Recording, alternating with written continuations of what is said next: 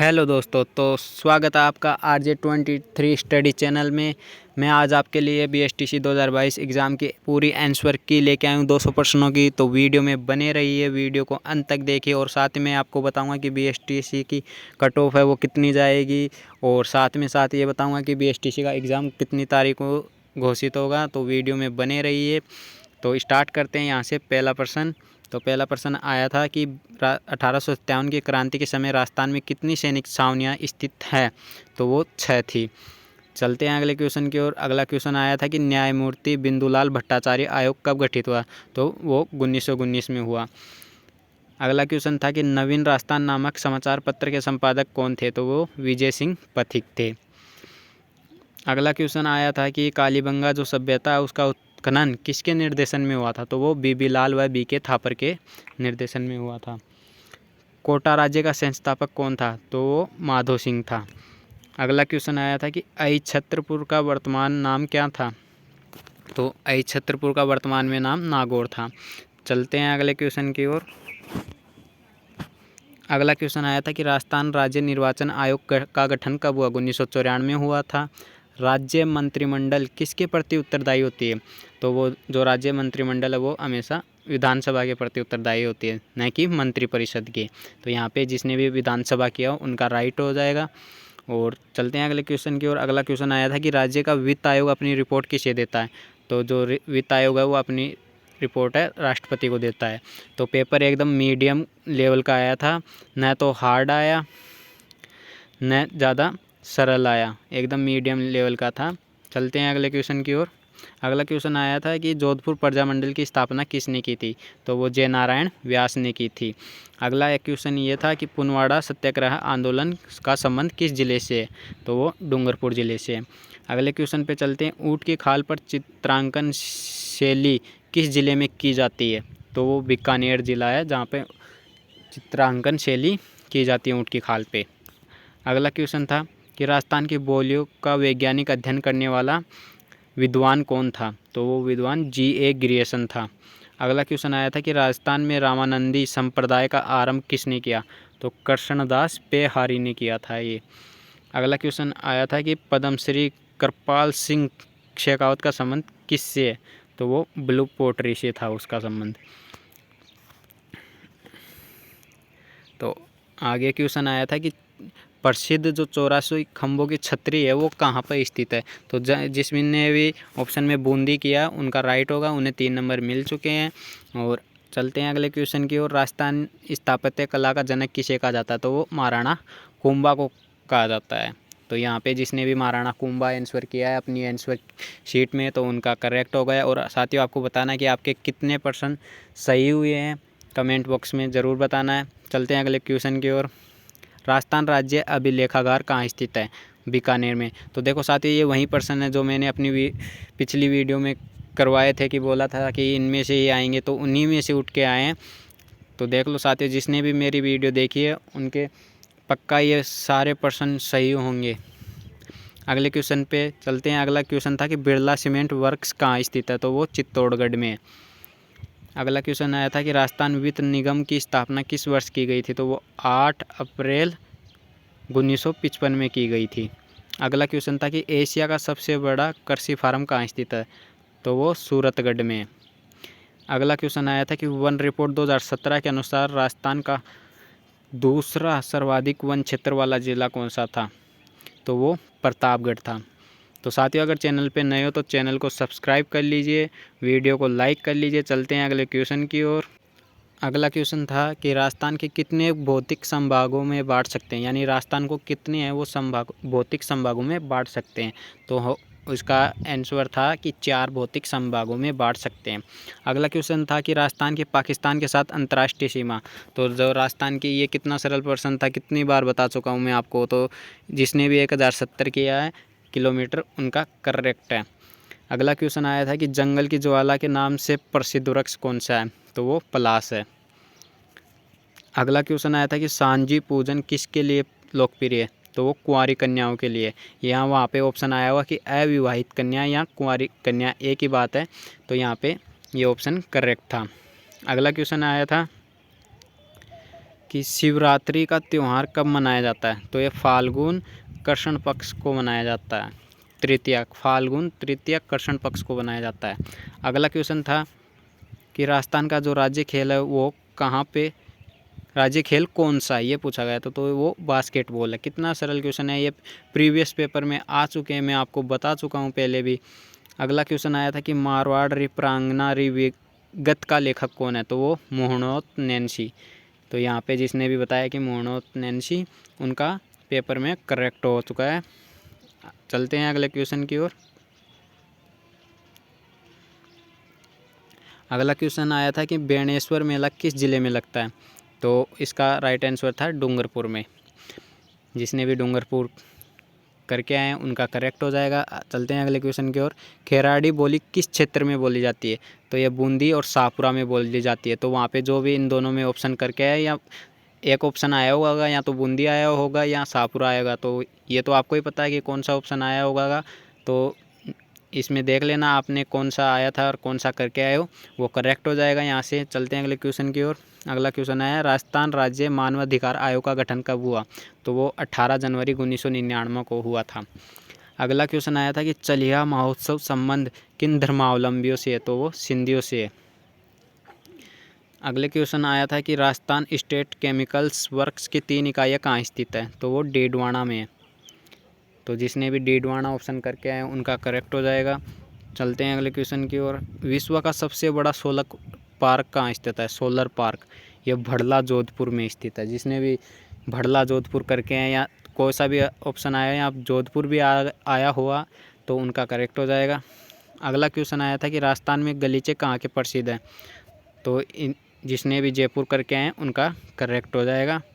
अगला क्वेश्चन था कि राजस्थान में काली मिट्टी के विस्तार वाले ज़िले कौन से हैं, तो उदयपुर भी है, चित्तौड़गढ़ भी है, बांसवाड़ा भी है और भी है साथियों। तो यहाँ पे जिसने भी इन 3 ऑप्शनों में से अगर वो राइट करके आए, कौन सा ऑप्शन आया था ये तो आपको ही पता है क्योंकि पेपर आप देख के आए हो। मैंने तो जैसे कमेंट आया कि सर ये पर्सन आया, ये पर्सन आया, तो मैंने वीडियो बना दी है सभी पर। तो इसमें देख लेना आपका कौन सा राइट होगा, कौन सा क्वेश्चन आया था। तो चलते हैं अगले क्वेश्चन की ओर। अगला क्वेश्चन है कि ग्रासीय जनजाति से संबंधित लोक नृत्य कौन सा है, तो वालर है। तो जिसने भी वालर आंसर करके आए उनका करेक्ट हो जाएगा। अगला क्वेश्चन है कि जो कृष्ण क्रांति का संबंध है वो किससे है, तो वो पेट्रोलियम से। तो यहाँ पे जिसने भी पेट्रोलियम किया उनका करेक्ट हो जाएगा। तो साथियों जीके के तो मेरे पास ओनली 39 क्वेश्चन है। अगर आपको भी इनके अलावा कोई क्वेश्चन पता है तो वो कमेंट बॉक्स में कर दीजिए। मैं PDF बना के आपको टेलीग्राम चैनल पे डाल दूंगा, उसका लिंक डिस्क्रिप्शन बॉक्स में दे दूंगा। अब हम चलते हैं आगे के शिक्षण अभिरुचि के क्वेश्चन पर। तो साथियों शिक्षण अभिरुचि के क्वेश्चन आ चुके हैं। शिक्षण अभिरुचि में कौन कौन से, कि पहला क्वेश्चन ये पूछा गया होगा, पहला हो या कोई सा भी हो, अब क्रम संख्या तो मुझे क्या पता, पर मैंने तो पहले ही डाल रखी है। तो पहला क्वेश्चन ये है शिक्षण कौशल है। तो यहाँ पे साथियों बता दूँ कि शिक्षण अभिरुचि में उपरोक्त सभी जो भी ऑप्शन आए थे, जिस भी क्वेश्चन में आए उनमें सब में उपरोक्त सभी राइट है। जिसने भी ये 6-7 उपरोक्त सभी आए थे उन्होंने किए हैं, उनके करेक्ट हैं। तो इसमें भी जिसने भी उपरोक्त सभी किया उनका करेक्ट हो जाएगा। चलते हैं अगले क्वेश्चन की ओर। अगला क्वेश्चन आया था कि शिक्षण विद्यार्थियों में कौन सा गुण पसंद करते हैं। शिक्षक है वो विद्यार्थियों में हमेशा जानने की इच्छा रखते हैं। तो ये क्वेश्चन जिसने भी किया कि जिज्ञासा, उनका करेक्ट हो जाएगा। अगला क्वेश्चन था कि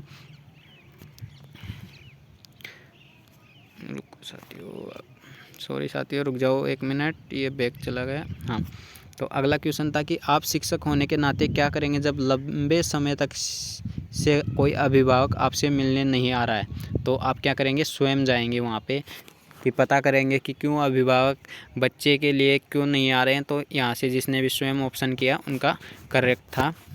अगला क्वेश्चन आया था कि अगर कोई विद्यार्थी गृह कार्य पूरा नहीं करता तो आप क्या करेंगे, तो हम कारण जानने की सहायता कर सकते हैं, यानी कारण जानकर उसकी सहायता कर सकते हैं। अगला क्वेश्चन आया था कि कक्षा शिक्षण में ICT प्रयुक्त करते समय शिक्षक की भूमिका होती है, समन्वय की भूमिका होती है। तो ये सारे क्वेश्चन भी साथियों मेरे कराए हुए हैं, कोई 1-2 क्वेश्चन को छोड़ के बाकी के सारे क्वेश्चन करवाए हुए हैं।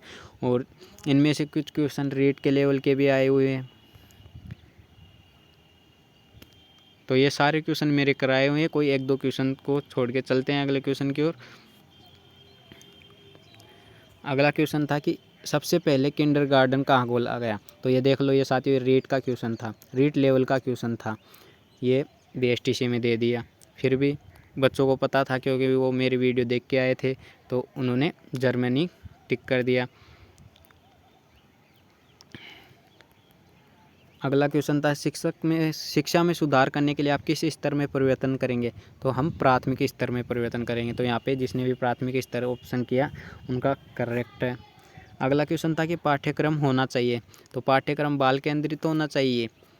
ये क्वेश्चन भी कई बार करा चुका हूँ, ऑप्शन में आ चुके हैं समाज केंद्रित, बाल केंद्रित। तो ये वहाँ से बाल केंद्रित करेक्ट था। तो अगला क्वेश्चन था कि शिक्षा में अवरोधन का अर्थ है एक बच्चे को एक से अधिक बार यानी एक कक्षा में रखा जाए। ये ऑप्शन करेक्ट था उन ऑप्शनों में से कि एक बच्चे को एक ही कक्षा में बार बार फेल करके उसी कक्षा में रखा जाए। तो ये शिक्षा में अवरोधन का सबसे बड़ा कारण था। अगला क्वेश्चन था कि अधिगम क्षमता किससे प्रभावित नहीं होती है। तो वातावरण से भी होती है। आनुवंशिकता जो ऑप्शन करके हैं उनका करेक्ट है। और अगला क्वेश्चन है मूल्यांकन मापने की विधि है। तो मूल्यांकन पहला ऑप्शन गुणात्मक व परिमाणात्मक, ये करेक्ट होगा।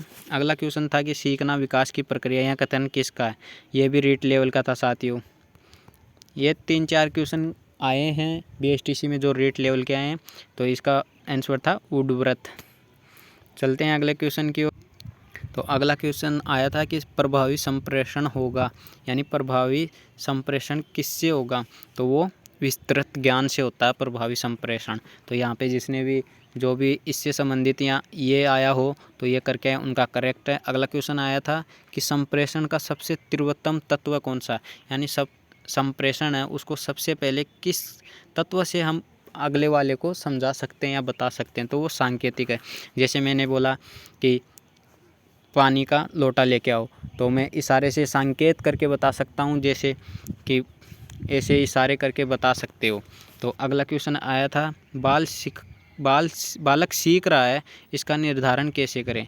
तो इसका निर्धारण हम प्रश्न पूछ के कर सकते हैं कि अगर उसको प्रश्न आ रहा है तो वो सही है।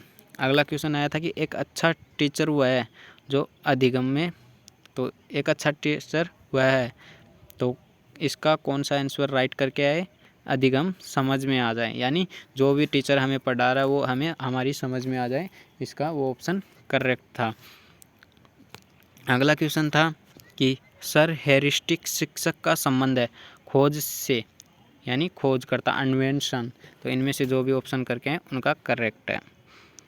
चलते हैं अगले क्वेश्चन की ओर। अगला क्वेश्चन आया था गृह कार्य देने का लाभ है, यानी गृह कार्य देने से क्या प्रभाव पड़ता है या क्या लाभ होता है। तो अभ्यास भी होता है, स्वाध्याय भी होता है। तो इसमें जो भी ऑप्शन आया था वो करेक्ट हो जाएगा यहाँ से। अगला क्वेश्चन है बालकों में नेतृत्व के गुणों का विकास क्यों करते हैं, व्यक्तित्व निर्माण के लिए। तो यहाँ पे जो भी ये कर रहे हैं व्यक्तित्व निर्माण, उनका करेक्ट हो जाएगा। अगला क्वेश्चन था विद्यालयों में पुस्तकालयों की स्थापना का लाभ, यानी विद्यालयों में जो पुस्तकालयों की स्थापना की जाती है उनसे क्या लाभ होता है। तो यहाँ पे उपरोक्त सभी, तो ये ऑप्शन में आया होगा कि विद्यालयों से स्वयं अध्ययन की आदत पड़ती है, किताबों को पढ़ने में रुचि पड़ती है। तो ऐसे ऑप्शन आए होंगे तो उनमें एक उपरोक्त सभी होगा, तो उपरोक्त सभी करेक्ट हो जाएगा।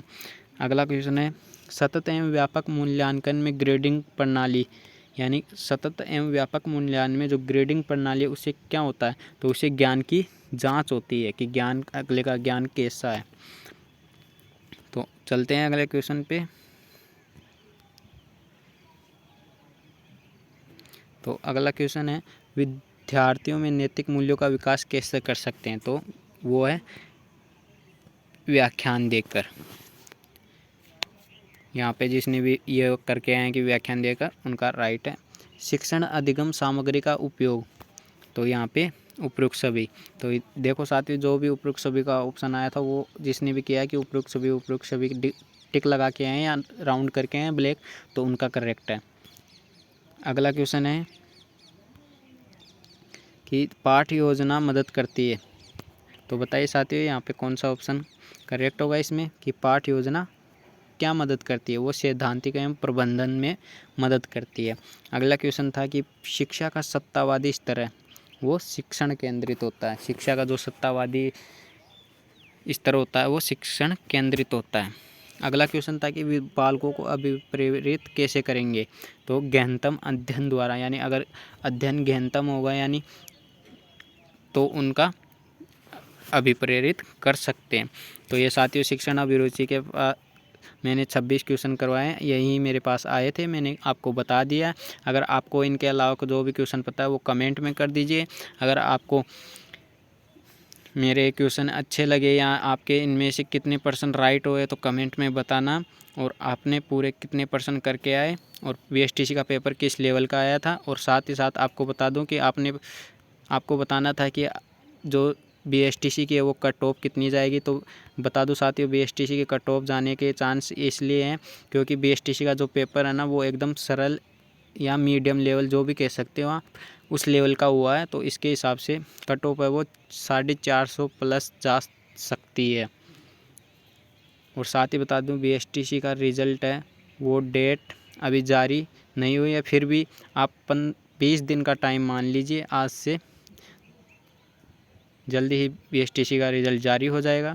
तो अगर वीडियो अच्छी लगी हो तो चैनल को सब्सक्राइब कीजिए, वीडियो को लाइक कीजिए और ज़्यादा से ज़्यादा शेयर कीजिए। Thanks for watching.